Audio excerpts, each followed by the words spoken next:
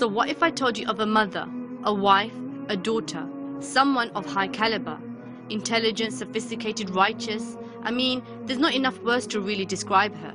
She spent her life in dedication, striving for justice, working for peace, and always speaking the truth without any hesitation. You see, she didn't fear the blame of the blamers, nor did she seek any form of recognition. For her, it was always about Allah, and only before Him would she bow down in prostration. She was a noble woman, a courageous woman, a pious woman, a role model for us all. So who is this woman that I speak of? Well, she's actually somebody we all know of. Her name is Aafia Siddiqui, aka Prisoner 650, who in my eyes has become a modern day Asia, the wife of Pharaoh.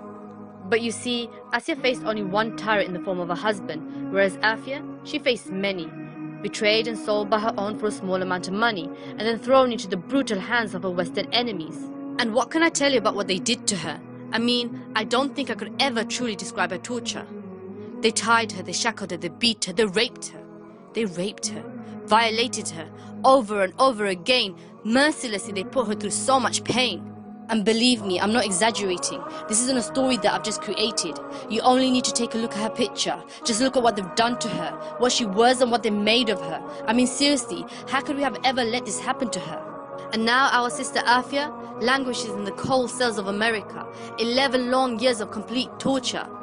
Being labeled a terrorist, an extremist. They called her Lady Al-Qaeda, made up a fake story just to silence her. But the sad reality is she's not the only one.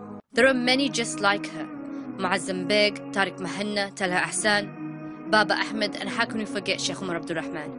But you see, they're not your ordinary prisoners. They didn't steal, rape or commit any murders. They didn't harm anyone or do anything of that kind. They were guilty of being a Muslim, and that was the only crime. But let's face it and understand it, rather just ignoring it, that there is a battle taking place, a battle between truth and falsehood. And it's about time that we understood. Islam is what they hate, and they would do anything to destroy it if they could. They wish to defame it, ruin it, deface it, by silencing anyone who calls for it. Today it's our sister Aafia and the likes of her, but tomorrow it could either be you or even me.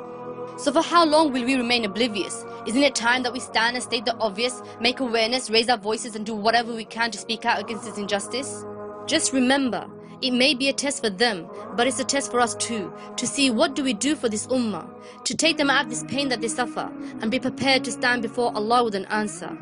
So now is the important question, what can we exactly do?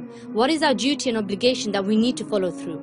Well, whether you think it's making dua, or sending some money, or writing a letter, know that you have not fulfilled the right of a fellow believer until you fulfill the hadith of our beloved messenger, when he said, Fukkul Ani, release the Muslim prisoner.